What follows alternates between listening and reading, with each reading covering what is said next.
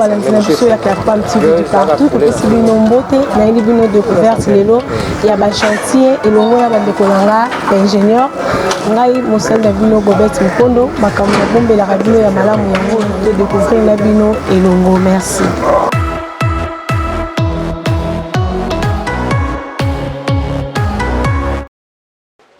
Ok, la biso du partout, la biso, tu as la chantier pour comprendre la télé. La présenter bio d'ingénieur Nanga na Bango, autre redécouvrir la bilo misala na Bango, passer la ka elongo. Bonjour papa. Bonjour. Na yeba ba bengi bilo d'ingénieur, ba tuba yeba d'ingénieur ou ba bengi baza banani. Ce qu'on peut se présenter pour ba bazolanda biso, balanda, boza banani, boza kanini, baye ba idée na bino, eloko bino bosala ka to découvrir na bino. Biso toza ingénieur na kati ya structure oyo babengi Basilique Congo Construction. Tongaka bandako ba projet voire même banzela donc musala nyuso yo babengaka ngo BTP tosala rango en tant que ingénieur ndi tosalaka. Ok, merci papa. Ndingo landi le bel biso bon boza ingénieur boza équipe complet oyo c'est nous présenter bino eloko na ye bosaka musala bo travailler comment? Bon, tout d'abord, équipe Nabiso toza na bureau d'études où toza ba ingénieur misato. Après biso toza pe na ba technicien bien qualifié où basala ka musala vraiment na ndenge esengeli. Ba mususu basala ka plomberie, électricité. Ingénieur Steve pour l'éclaircissement, il y a tout le monde ça va offre na mamba ko na mpa na bino ba ni base un peu éclairci ndenge bo solo la capona poto etali mon solo pour ba to ba ndanso nga précision modalité na bino za ka ndenge ni za ka non avance après au bali marché après le reste ba pesa par tranche ou du couteau ndenge ni bokabola. Bon au moni bandeko na biso bangala balobaka bapesaka prix ya mbisi na kati ya ebale te il faut na loba boma mbisi batie mbisi nde bosali prix c'est-à-dire talaka ndenge tozoyokana puisque mutu mosusu akoki ozala na makoki ya kofuta nyonso te mutu mosusu pe akoki opesa mbongo nyonso mais dans tout tobandaka nano na étude frais d'étude oyo ndenge tosaleli après frais d'étude soki toyokani ke ndako oyo tokotonga akofinancer fondation élévation et gros œuvres et puis secondes œuvres selon makoki ya moto et puis esalemaka nango na devis. Ok, merci. Dans l'ingénieur Steve na éclaircissement na balandi na biso boyoki aza clair et dépendaka na eloko soki bamoni osololi après bayebi ba détail nyonso ndenge bokosolola selon eloko oyo lini batongelela yo. Maloba na mboka papa na ngai ingénieur bienvenue. Papa na nito za un peu éclairci pour na kokopesa maloba na mutu moko ta monopoliser parole. Bino no so boza bata misala. Soki lelo mutu aye abengi ingénieur bienvenue otambola ka équipe ndenge ni. Normalement naza accompagné na bandeko na bali baza à ma droite, le ingénieur Kabaseni.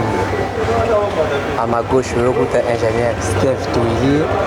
Moi, personnellement, je suis bien ingénieur bienvenu pour ma soigne. Tout travaillera toujours ensemble. Mais il y a des tâches à travaux, tout ça là. Par exemple, ce qui est arrivé, toujours gérer 4 chantiers là. Moyen c'est partagé, 4 à la fois. Tantôt il y a géré, il y a géré. Je vais ça la gérance là, mais au finish comme je m'assois toujours moi temps pour discuter ensemble. Pour tous avoir une idée, pour ça la limite, pour ça la lobby, pour tous avoir la même idée. Ah ok.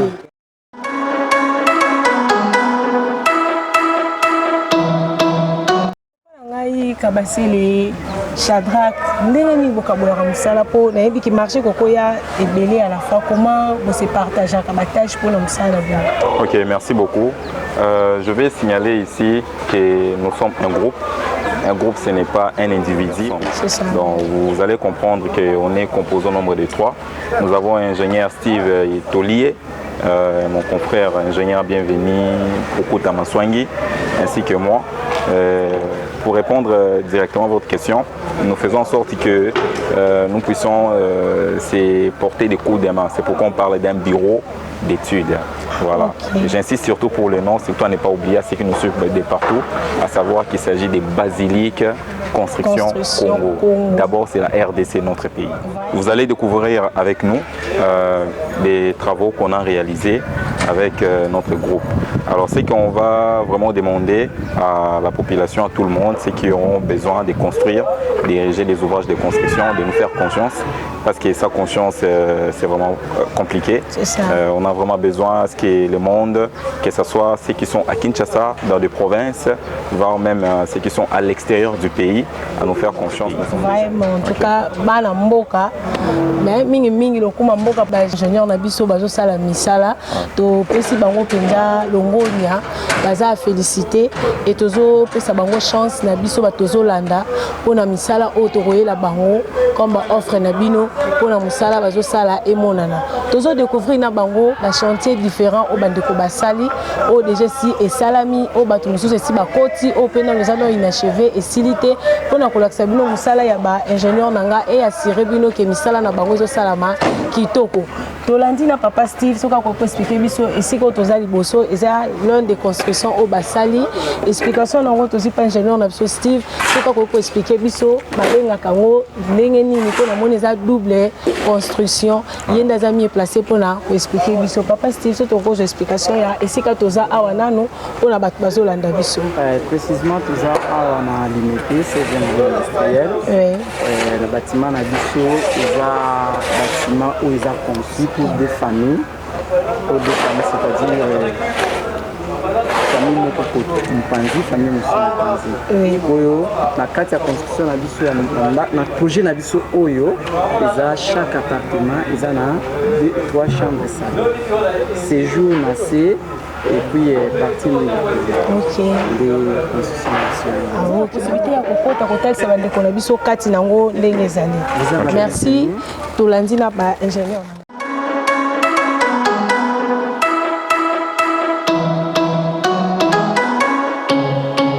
Nous sommes en pleine moussala. Bandeko bazo sala, mais tolingara mingi visibilité pour batu balingara komona donc baza en pleine moussala na zui bango en pied levé na petit bango na moussala na za na choite funa za na bango po ba tomona misala ni bazo sala na zoye na ndaku te na zoye na bureau te funa la ndeti na chantier ya na sali descente na ingénieur ti na chantier baza et bon ba komema so na ba chantier mususu auto ko continuer na za sima loba na mboka ya ingénieur Steve. OK, awa toza na rez-de-chaussée. La rez-de-chaussée est constituée d'un séjour. D'abord, la salle de séjour où le bâtiment soit bien dans le salon. Et puis, awa, nous avons une salle à manger. Oui, à manger. Bon, toute conception selon la norme, puisqu'il faut utiliser la norme française. Et le but, la pièce, nous sommes travailler ensemble. Il a juste c'est ça. Tout ça dans le salon, tout est dans la salle à manger. Tout est dans cuisine ya moyo pour remarquer que tout ça dans chantier. Oui, on commence à comprendre. Bon, tout ça dans chantier, bâtiment na biso ya moyo.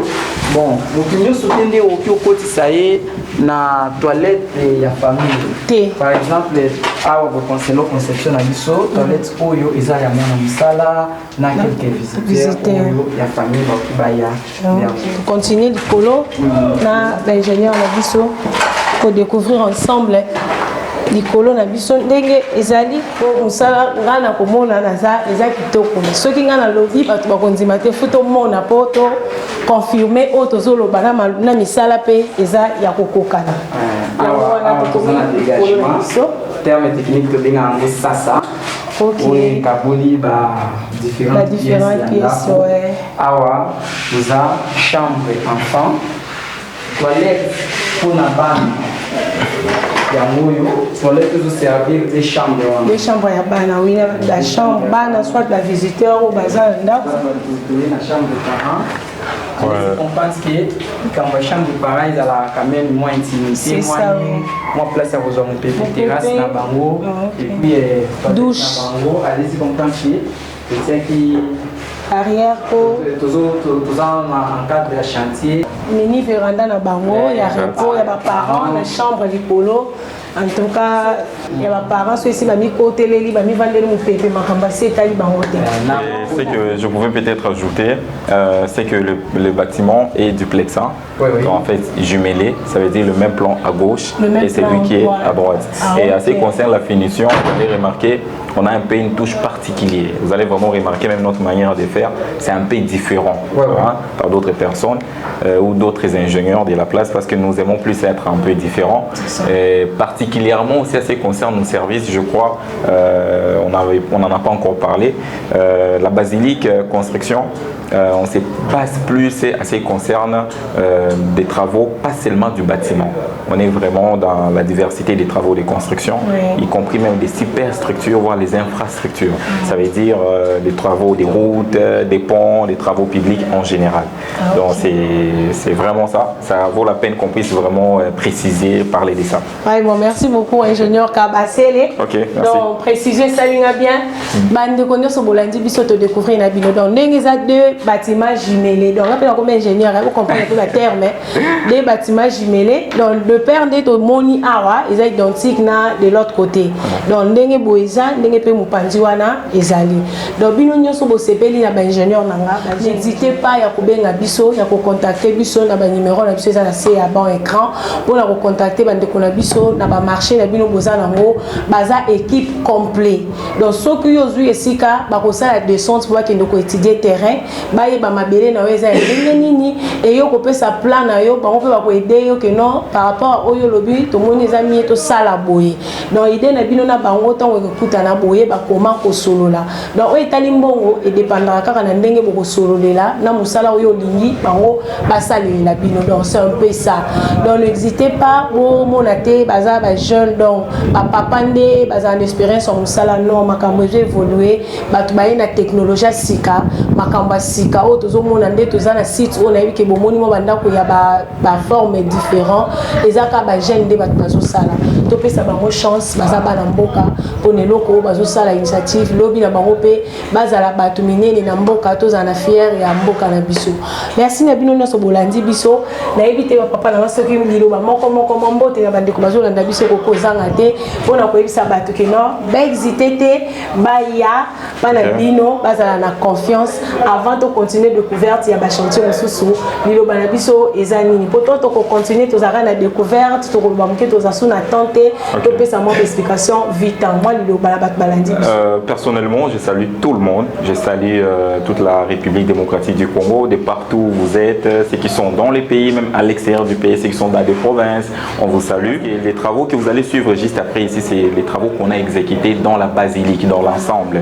Donc je parle de l'ingénieur Kabasele Shadrack que je suis, ingénieur Steve Tueli et mon ami, mon frère que j'aime beaucoup, bienvenue Maswangi Pukuta. Donc ce sont là les travaux qu'on a fait ensemble. Mais ingénieur Tueli, n'en parlons pas, il va parler. Alors en ce qui concerne nos contacts, vous allez voir la fiche qui va apparaître après, le numéro, le bon de exactement. Contacter les contacts, exactement. Les contacts, c'est pour nous trois qui seront affichés. Et notre boîte email et Gmail bien sûr. Je crois dans un premier temps c'est ça. Je salue tout le monde. Je salue ma maman, je salue ma famille. Je vous aime tous. Merci. Ok, merci beaucoup ingénieur Kabasele, papa, ingénieur Steve Malobana, votre balandi biso. Pourtant toko banda ko tambola, tozaka tozo zwandika ba immeuble toza na tante to pesa susumbote to pesa mbote na banani bat balandi biso ba olobi ni pona ba. Bon, on a pesa kambote na bana mai nyuso. Bana RDC Mobimba qui s'assoit à l'étranger, bazana ba province, baza wapi na kin awa, baye ba kiti, toza kami oyo, ils ont la fierté ya RDC. Parce que la plupart sont sous confiance, ils sont plutôt pour reproduire bango musala oyo zaltine na qualité na bango. OK, merci beaucoup ingénieur Steve Malobana ingénieur. Bienvenue à ceux qui ici pour nous continuer la bino ba découverte la biso ya ba chantier ya bandeko et Malobana moko ingénieur. Merci vraiment pour accorder la parole dans ce pays bon efficace na remercier surtout nos volonté na bino na amabilité na bino ya pour tambola na biso de chaque na bino prochainement cette opportunité se présenter sur ce la biso ensemble. Vraiment. Merci pour surtout pour le chaîne la réclame réalisateur, oui. journaliste. En tout cas, mon chaîne, on la remercie. Merci beaucoup. Vraiment. Et c'est tout à vous. Merci. Ok, merci. Dans Valentina Bisso, ingénieur Papé Silino Mbote Mingi. C'est une initiative Otoeli Bino. Bino peut s'abonner massivement à la chaîne Nabiso pour l'innovation et ça ébélé. La découverte na bango et silité. Toujours continuer la chantier différent au bazo sala. Bobenga, vous contactez Bisso pour tout le monde s'abonner à la chaîne Nabiso Namisala. Bozanango Bino Nyoso. Topé si Bino Mbote dit partout. Tolingi Bino Mingi. To continuer na Bino Elongo. Merci, à suivre.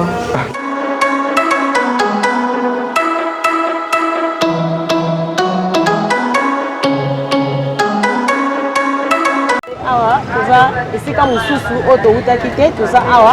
sommes continuer à papa nous avons une superficie de 140 mètres carrés, dont la largeur est de 7 mètres ainsi que la longueur est de 20 mètres. Notre bâtiment a au total 4 niveaux, c'est-à-dire 3 étages. La partie là des premiers étages, c'est-à-dire deuxième niveau, nous avons des appartements, c'est-à-dire des chambres avec chaque chambre possède une toilette. Le troisième étage, c'est identique. Et puis la partie là, la partie supérieure, c'est le dernier niveau. Là où il y a une dalle là, terrasse à ciel ouvert, on va continuer. Donc, on a déjà une partie, c'est bon de chat. Une partie déjà, c'est bon. Ils ont juste parti aussi là, ils ont occupé directement et puis nous allons continuer le reste, nous allons continuer chantier. Vraiment, c'est comme ça. Ok, c'est bien. Okay. Si je comprends bien, le premier étage, par exemple, il y a 2 appartements. De l'autre côté, appartement en sous-sous. De l'autre côté, appartement en sous-sous. Donc, double appartement. Nous avons des portes importées. Parce que nous avons voulu aussi signaler que nous aimons beaucoup la qualité. La PC Congo, qui est la basilique. Construction Congo. Nous aimons beaucoup la qualité. C'est pourquoi nous aimons plus offrir. Babilo kwa qualité. Dans le monde sous Babilo kwa qualité, en tout cas c'est que dans Missa les a la qualité et le gros dans y a ça la bijou il y a Babilo autour toujours de combiner. Ils ont vraiment voulu un mot bien. Alors c'est ce que vous allez plus remarquer. Il y a même le chantier où nous avons rejoint l'ingénieur Touelier. Vous allez beaucoup vraiment remarquer les particularités qu'on a apportées là. Ok, merci ingénieur de continuer pour la. Mais pas que tout faire blesser. D'accord, merci ingénieur Kabassele.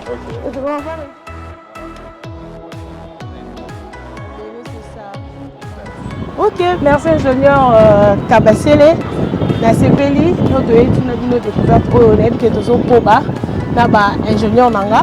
Les lots pendant na bango pendant journée na kangi bango so na 6 na bango te na tika bango te.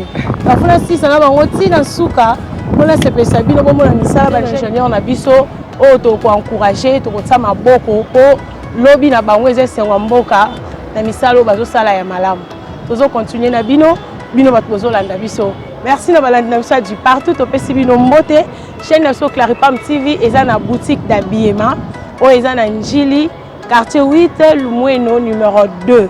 Toza na bilamba ya mibali basi bana chaussures hommes chaussures femmes ba veste o nyonso toza intéressé oza musika olingi ndeko na lata na Njili na Kinshasa obengi biso na ba numéro na biso eza branché na ce écran okozala direct na biso pona kotinda bandeko na yo na boutique na biso balata ba fête yango yo to bengi bino boya massivement la porte est ouverte na ba prix moko abordable o boko sepela boko zala de suite ba marié to na ba voile louer ya de bonne qualité voilà ba nouveau modèle o boko sepela nango ba feste ya ba middle nyonso ezali boya ebele na boutique Claripam TV boko kuta biloko ya malamu ya kitoko o boko sepela nango na lingi bino mingi mbote na Claudia Sakila na Belgique mbote na mama Mimi na Belgique na lingi bino mingi ya Clarisse na Paris na pesi yo mbote continuité na ngana bino tozo continuer à suivre merci beaucoup.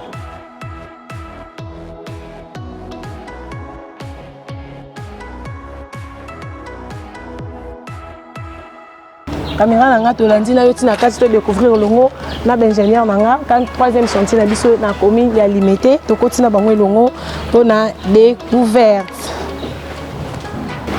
projet nous spécial sur un espace de 7 mètres sur 20. On a adapté par rapport à milieu. C'est ça. Et donc, projet Mobimbanet est à Awa, tout ça, 3 pièces nuit et ma pièce jour, la pièce à l'intérieur. Vous pouvez venir. Ok, tu l'as dit. Ingénieur, on a vu ça. Pourquoi? Quand on a directement au salon, tu vas vendre la papa, papaya, tu vas vendre. Tu as dit que tu as un chantier, tu as un côté avion. Ah, oui, l'espace où tu vas pour la cuisine. Couloir en biso. Oui, biso tu comprends beaucoup. Tu comprends que ça couloir, autant de chambres. Mais on a précision tous à la un peu en détail. Ah, dans mon de comme ça la musala pour te déranger. Papa n'a ingénieur beaucoup ben soka que ça au couloir. Continuité autant de chambres, douche. On a précision. Il y a 2 chambres pour les enfants, chambre de garçons et chambre de filles, et puis chambre de parents. Ah ok. Et chambre de parents supposons d'être utilisé dans salle de bain. Soit tu peux comme la chambre de parents pour chambre de sous kawana et tout utilisé temps pour ngaiza musala za ngonga. Chambre de filles en moboyo. Exemple la fois à Jipote avec la lumière Michel. Okay. Donc c'est un peu ça. Bomoni équipe complète là, l'ingénieur dans bangoyo na tout bazo la biso en tout cas toute sa chance na ba ingénieur na biso bana mboka oyo batangi pona mboka na biso toza fier na bango bayembela su ba continue to salite que to sala ki to tangaki mais tozo ki chance na sala te donc basali batangi eza po ba zoa quelque chose ba s'en sortir pour le développement mboka donc ni to salite to boy to pesa on a bato que bazo si sa classe lobby ba yemba ni to salite donc biso de to pesa ba chance na sala na ba offre na bino na biso bozo la na biso sala boza na ngo to confier de ko na biso ko ba sala de misala ki to moni partout to tambo na bango o ba sala to ningi bino tozo ko bana bino elongo na bande ko na l'ingénieur.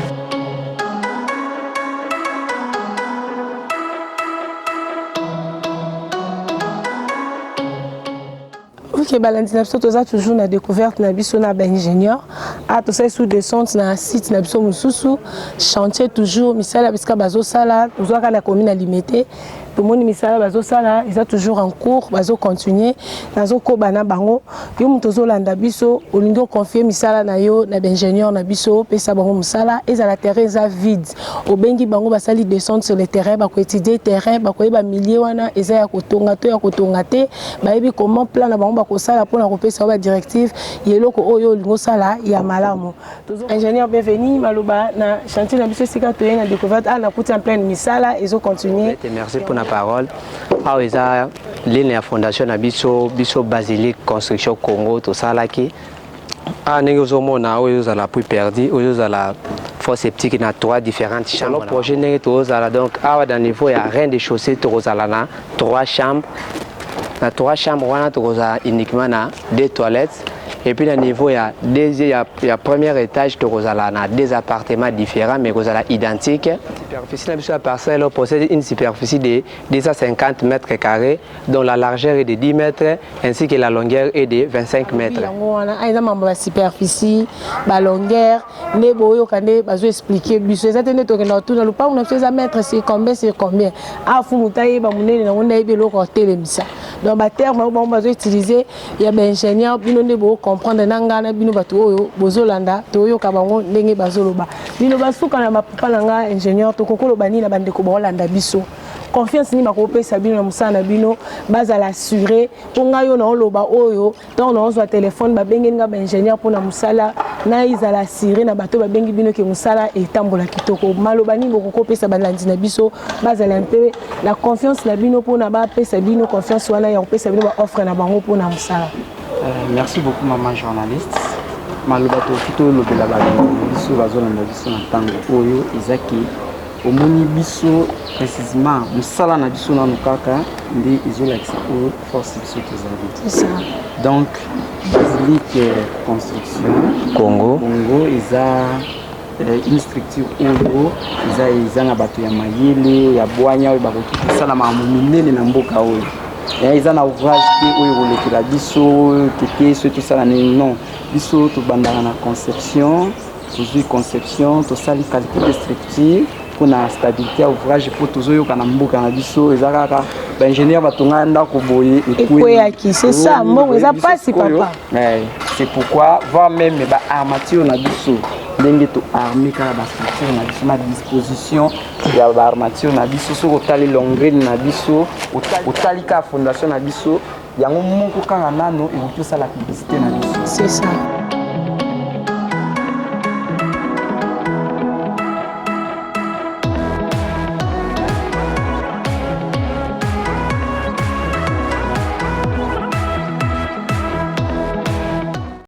Sur la découverte na biso précisément toza wapi mpona balanzi na biso bazala na précision ya esika tozali ya biloko na biso mosusu oyo ezali ya commune ya Barumbu précisément na quartier Kapinga sur l'avenue Kabinda numéro 25C eza moko ya ouvrage na biso bato déjà équipé rien de chaussée na premier étage mais chantier eza en cours. Intervenir tout petit peu. Déjà, l'ensemble du bâtiment est déjà conçu comme venez de dire. En bas, nous avons des boutiques. Maisons commerciales, maisons commerciales. Derrière, nous avons un appartement auquel nous avons un salon, des chambres et des toilettes dans chaque chambre, bien sûr, comme l'ingénieur avait dit. Et en haut, nous avons un appartement avec 3 chambres auxquelles il y a... Chaque chambre possède des toilettes, n'est-ce pas? Avec sa toilette aussi, chaque chambre des enfants et filles avec plusieurs toilettes également. La particularité est que nous avons des salons. Il y a un salon plutôt des enfants et l'autre salon des parents avec des balcons. Et appartement, chambre, des chambres, salon et cuisine, ainsi de suite. Et les derniers, nous aurons la partie à continuité. Et c'est là où nous aurons notre salle pour une terrasse là à ciel ouvert. La superficie de notre parcelle possède une superficie de 160 mètres carrés, dont la largeur est de 10 mètres et puis la longueur est de 16 mètres. D'accord. Problème le plus mingi. Souvent on avait que batu bazo kota misala bozo sala, c'est qui est important. Maman a que misala les sala ma donc attendant le silité ba niveau et c'est sili batu ba occupé, c'est que misala les sala. Ce qui moyen que vous avez trouvé kota bon on a différentes pièces dans la carte. À ce niveau, nous avons l'appartement. Vous allez comprendre que c'est déjà occupé. Nous n'allons pas vraiment entrer pour mieux expliquer. Mais déjà, vous voyez ici, nous avons la marche pour monter.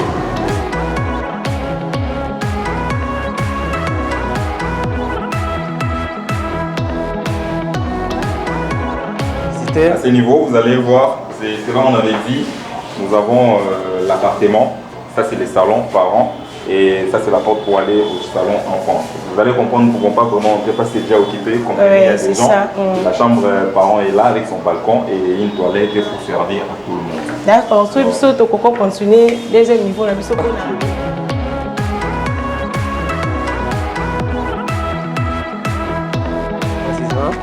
Ici, nous avons le deux appartements. Et ça, c'est les halls qui nous séparent avec les deux appartements. Le premier appartement avec des chambres salon. Chaque chambre avec sa toilette. Ça y a une toilette. Et de ce côté également, des chambres salon et la toilette aussi. Ça, c'est la cuisine pour servir au deuxième appartement.